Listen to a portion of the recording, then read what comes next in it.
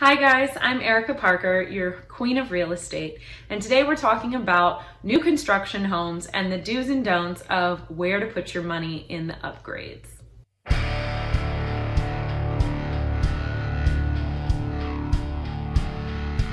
So to start, the first place I think you should spend your money is in all the structural upgrades that you want to have done. And that includes a lot of things that there's going to be located in the model home that you may not know are upgrades.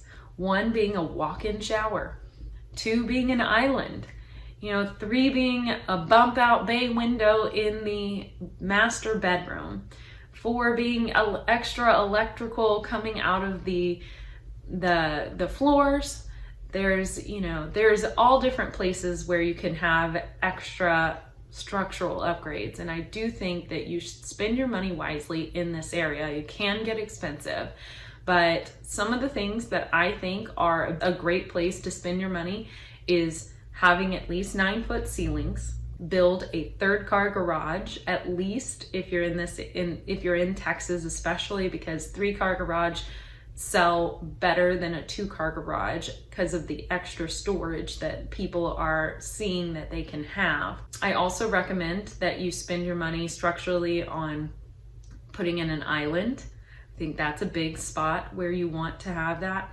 Anything that you want that needs to be plumbed or electrical that needs to come out of the floors, I think those are places that you want to spend your money now rather than later, because it's going to be a big hassle, and a lot of times you have to actually pipe electrical through the foundation if you're planning on having floor outlets. Also, the plumbing, even if you're not actually going to put in that half bath or you're not planning on putting in the second bathroom upstairs, knowing where that plumbing is to where you can tap into it to do that, and actually getting that plumbing done prior to the build is going to be the best place to time to do it. Any extra outlets is going to be a good place and time to do this because all the walls are open. It's going to be the cheapest time to do it. If you're planning on putting more lighting in, I highly recommend doing it. I don't necessarily recommend doing a pop-out or a bay window in your master bedroom unless you really want it, because you're not going to see the return on investment. It actually is showing one of the lowest returns on an investment in a lot of the real estate upgrades. Another place that you want to go ahead and do this in the pre-construction and the structural upgrades is actually doing any energy saving items now. So any additional insulation that you might need or insulation upgrades that you might want, talking to your builder about certain green energy initiative things that you can put into the home. This is the time that you want to go a little green to save a little green in the future, because it will take money off of your monthly payments toward electrical and gas. The second place that I would say you need to spend your money is in the kitchen. Now, I know every real estate agent says this because it's true. The kitchen is one of the places that will sell a home. And if someone is going to be spending probably an hour to 2 hours a day in the kitchen, they want to make sure that they like it. So here's a couple of things that I would say you should upgrade, or you should do it for yourself if you don't want to have to do it in the future. The first item is cabinetry. I do recommend that you take the upper cabinets to 42 inches at least. And if you can take them to the ceiling, then you'll have a more finished look. A lot of times there'll just be another small cabinet on top that takes it all the way to the ceiling, but it's added storage and it is a big way of making it look finished. So I do think that you should spend the money on a little bit upgraded cabinetry if you can to get that awesome look. Also, if it's not included in the price to have granite countertops, I would upgrade to granite. If you're below the luxury market of $500,000, I would probably just use the level 1 granite if they have granite included, or if you need to upgrade, I would probably just upgrade to the level 1. People that are usually walking through don't necessarily care what level granite you have, they just care that you have granite.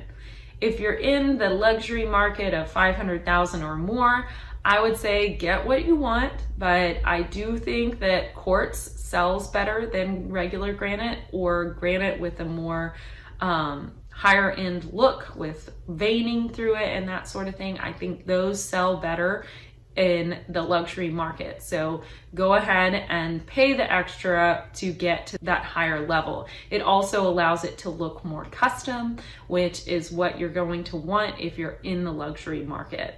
Next, I do think that you should go ahead and splurge for the gourmet kitchen option. Now, a gourmet kitchen is usually the double oven, a cooktop, and then a built-in microwave somewhere.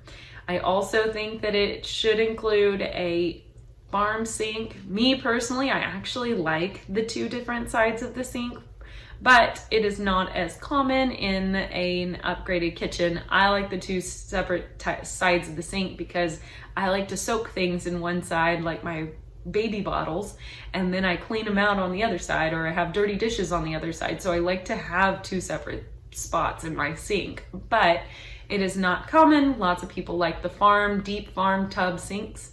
And so I do think that that is a nice upgrade if you're going to spend the money. Backsplash. I've heard mixed reviews on a backsplash, so here's what I'm going to say about a backsplash. It's not going to add any equity to your home, but it is going to add aesthetic. So if you are looking for a certain gray tone and you're not going to get that in the level 1 backsplash, then go ahead and do the upgrade for yourself. You're not, like I said, going to get the return on investment necessarily, but you are going to get the aesthetic that you want, and it may appeal to someone in the future in the resale market. And finally, in the kitchen, make sure that you have an island. If you can, have an island. It is one of the biggest things that is going to sell a home, especially if it's an oversized island, and having a big area for more serve space. That is another part of having a gourmet kitchen, is having a lot more serving space. So that is going to be a highly recommended spot, is getting an island. I do think that number 3 is spending your money in the master bath. And I think that can actually give you one of the best returns on your investment. I do think you should pay for the upgraded walk-in shower with the drop flooring, so that you don't have to have the plastic pan in the bottom. That's going to make it look more luxurious. I do like the river rock bottom, but that is usually an upgrade. It's not necessarily a return on your investment. So if you like it, then get it. If you don't get it. A freestanding tub is very popular too, and being able to see that kind of sleek look. Those lines on a freestanding tub is actually a very popular thing right now. So it's definitely something to think about, and you do want to make sure it's oversized though, so that a large person, a large adult could fit into it, being like a very tall person. So make sure that it is a big tub if you're going to spend and splurge for the separate tub and shower. You also want double sinks in the master if you can, and adult height countertops. So sometimes you'll see countertops where they're a little bit higher for the male in the family, and so that is usually because sometimes there's a taller person. So the double vanity and the space in the double vanity is a big selling point for people, and I do think you should get the adult height countertops. Also, if it comes with granite, great, leave it at granite. If it doesn't, I recommend that you upgrade to granite, and probably level 1 again, unless you're in the luxury market, where I would recommend you get what you want and enjoy it. Likely more veining or quartz is going to be more popular. So look into those. I think those are the best places to spend your money in your master bath. Here are the things that I don't think you should spend your money on in the design area, because either it doesn't add equity or it's a lot less expensive to do after closing on the house. Number 1, paint. A lot of times builders will offer quite a few neutral color paints that they will paint the entire house, including the ceiling with. I do recommend that you do that because it's a lot less expensive for you to buy paint and have someone come in and paint it after the fact So, and a lot of times you only want like one room done in one color, you know, and that sort of thing. And it actually costs more for you to have a builder paint the room with an upgraded color. So I do think that you should save your money and repaint when you are ready with a different color, because it's going to save you in the long run rather than using an upgraded color from the builder's design studio. Number 2, I think you should save your money on fixtures, light fixtures, faucets, doorknobs, all of that. They actually will charge you quite a bit more in a new build situation than it would actually cost if you went online to Wayfair or Overstock, or just going to Home Depot and finding those fixtures and having a handyman or yourself put them in. So I do recommend that you save money and just get the basic fixtures from the builder and go and buy those fixtures later with the nicer finishes, because you will save money. Number 3 is flooring. I don't think that you need to spend more money on a nicer builder grade carpet, because the builder is going to be builder grade. So where you want to spend your money on is getting a nicer pad, because that's what's going to make you feel like you're walking on a cloud when you walk into a bedroom with carpet in there and stuff. Is you're going to want to feel the thicker, better pad underneath the carpet, so that you always want to spend more on the pad than you're actually spending on the carpet. So that is one place that I recommend that you do spend your money, is on the pad. If you don't want the carpet in the area, tile or wood floor or laminate or vinyl plank, any of those items, I would recommend waiting until after closing to put in, because they are a lot less expensive, because you can find flooring for wholesale prices and you can get labor done. And I do recommend having those priced separately, going and getting the flooring and or getting it priced out and telling the contractor that you hire to go pick up the flooring and this is how much it is, and don't mark up the materials, because that's one big thing, is that contractors are going to try and mark up the materials 15% because they got it for some better deal. But that's where I say you find the materials, you either buy it or you tell them go here, go buy it, I know how much it is, and only price me what it's going to cost in labor to bring it to my house and lay it down. So I do think if there's carpet in like your main living room, go ahead and close with the carpet in the main living room. Don't pay for the upgraded pad if you don't want carpet in there. Go ahead and get builder grade level 1 pad, level 1 carpet, and go from there, rip it up and have something else laid down. The areas that do have tile, I do recommend that you go ahead and upgrade if you want something nicer, because it's harder to rip out tile that's already been laid. So if you do want something nicer, a different color tile or nicer tile, then go ahead and do that upgrade before it's been put down in the bathrooms and stuff, because that is going to take a lot more and cost a lot more to pull up and relay. So I do recommend that you do the upgrades of the tile in the bathrooms, and if there's tile in the kitchen, that sort of thing, I do recommend you go ahead and do those upgrades at the time of when they get installed. So the saving money on the flooring is usually geared towards carpet and actually putting in wood floors or tile where there's not meant to be tile. So those are the places that I would save my money until after the build. Another place that I would not spend the money is appliances. That's number 4, appliances. A lot of times builders will include appliances. Okay, so here's the caveat, actually.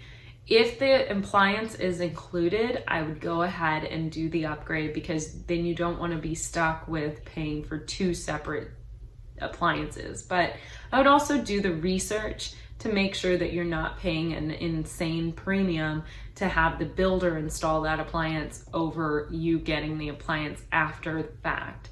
And that means, like, if you want the thermidor or the KitchenAid appliance or the the Wolf one. That's all of those nice ranges, the really upgraded appliances, I would go ahead and put those in if they are already planning to be there.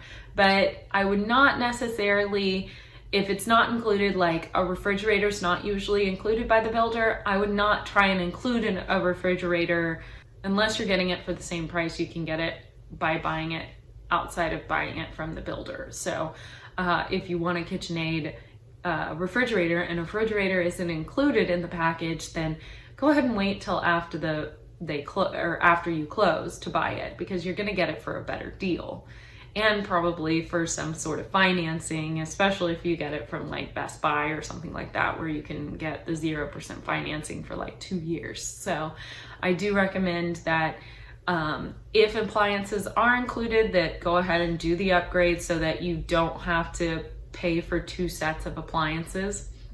But if it's not included, don't do the upgrade. Don't add a refrigerator through the builder, because it's always going to be a little bit more. And finally, I would say don't spend your money on adding crown molding. It's usually a lot more expensive through a builder unless it's already included in the price. It's going to be more expensive through the builder, and you're not going to, a lot of people don't walk in on at least the resale side and go, man, that crown molding looks good. It makes me feel like a king. I want to buy this house. It's going to be more for you. And I know it is less expensive if you put in the crown molding after the fact rather than going through the builder. So I do recommend not spending your money in that area. And as I said before, it's all about what you want and what's going to make you happy. But you also want to understand what your return on investment is going to be if you ever were to resell this property. So knowing that, these are some of the items that I would not spend the money on for resale. You're not going to get your equity. It's going to be less expensive to go do it after the fact and after you close. So those are the things I would say hold off on. Thanks, guys. I hope you found this helpful. I'll talk to you guys soon. Bye for now.